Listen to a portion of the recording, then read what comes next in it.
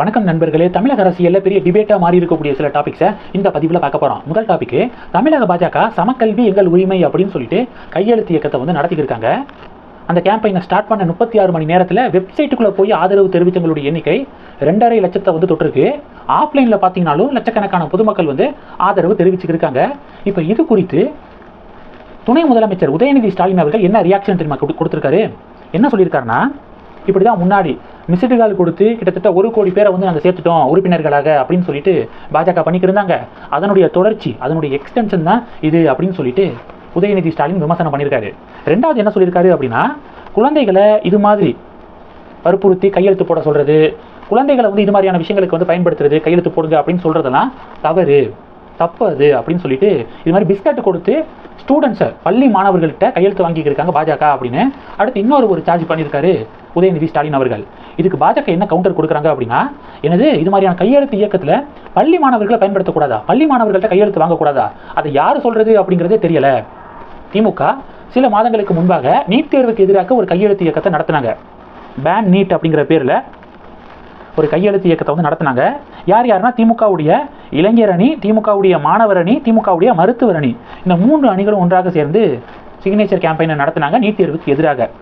அப்போது விருகம்பாக்கம் சட்டமன்ற உறுப்பினர் இருக்கார் பார்த்தீங்களா, பிரபாகர் ராஜா, தன்னுடைய தொகுதிக்கு உட்பட்ட எம்ஜிஆர் நகர் மாநகராட்சி பள்ளிக்கு போய் அங்கே இருக்கக்கூடிய பள்ளி மாணவர்கள்ட்ட நீட் தேர்வுக்கு எதிராக பேசி அங்கே இருக்கக்கூடிய பள்ளி மாணவர்கள் எல்லாத்தையும் இந்த திமுகவுடைய கையெழுத்து இயக்கத்தில் பங்கு பெற வச்சாரு. நீட் தேர்வுக்கு எதிராக பள்ளி மாணவர்களை கையெழுத்து போட வச்சாங்க திமுக. இது சில மாதங்களுக்கு முன்னாடி நடந்துச்சு.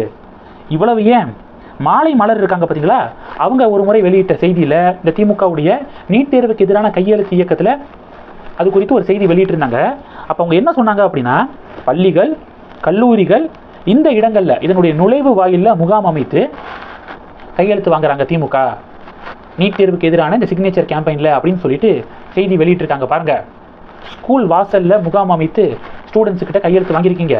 அப்போ திமுக கடந்த காலத்தில் இவ்வளோ விஷயத்தை பண்ணிவிட்டு இப்போ பாஜக மும்மொழி கொள்கைக்கு ஆதரவாக கையெழுத்து இயக்கத்தை தொடங்கின உடனேயே பேனிக் ஆகி பிஸ்கட் கொடுத்து கையெழுத்து வாங்குறாங்க. ஸ்டூடெண்ட்ஸுக்கிட்ட வாங்கவே கூடாது அப்படி இப்படின்னு சொல்லிட்டு எதுக்காக இப்படி பேனிக்கில், பயத்தில் எதுக்காக இப்படி வளர்றீங்க அப்படின்னு பாஜக கடுமையான விமர்சனத்தை முன்வைக்கிறாங்க. அதுபோக தமிழக பள்ளி கல்வித்துறை அமைச்சர் அன்பில் மகேஷ் பொய்யாமொழி அவர்கள் என்ன சொல்லியிருக்காரு அப்படின்னா, இது மாதிரி ஸ்டூடெண்ட்ஸ் கிட்ட கட்டாயப்படுத்தி கையெழுத்து வாங்கினீங்க அப்படின்னா கடும் நடவடிக்கை எடுக்கப்படும் அப்படின்னு சொல்லிட்டு அன்பில் மகேஷ் பொய்யாமொழி அவர்கள் ரியாக்ஷன் கொடுத்துருக்காரு.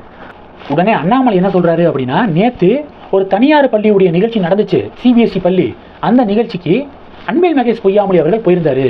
அப்போ தனியார் பள்ளிகள் நடத்தக்கூடிய சிபிஎஸ்இ பள்ளிகளில் எவ்வளவு லாங்குவேஜ் வேணால் சொல்லித்தரலாம், ஏழை மாணவர்கள் படிக்கக்கூடிய அரசு பள்ளிகளில் 2 மொழி மட்டும் தான் சொல்லித் தரணுமா அப்படின்னு அண்ணாமலை கொஸ்டின் கேட்டிருக்காரு.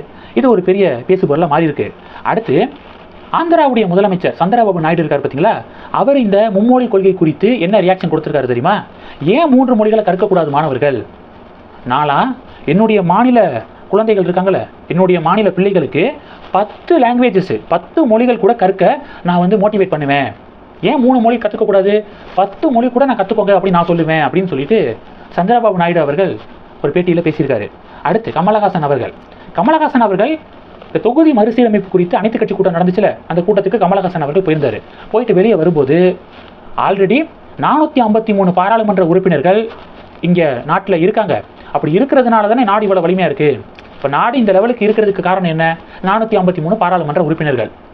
அது அப்படியே இருந்துட்டு போகட்டுமே, ஏன் தேவையில்லாமல் கூட்டுறீங்க, குறைக்கிறீங்க, அது அப்படியே இருந்துட்டு போட்டோம் 453 அப்படின்னு கமலஹாசன் பேசியிருக்காரு. உடனே கமெண்ட் செக்ஷனில், ஆண்டவர் அது 453 கிடையாது 543 அப்படின்னு சொல்லிட்டு பொதுமக்கள் கருத்து தெரிவிக்கிறாங்க. விஜயும் என்ன சொல்றாரு அப்படின்னா, 543 இருக்கட்டும், ஏன் உயர்த்துறீங்க அப்படிங்கிற மாதிரி விஜயும் கேள்வி கேட்டிருக்காரு, அறிக்கையை வெளியிட்டிருக்காரு.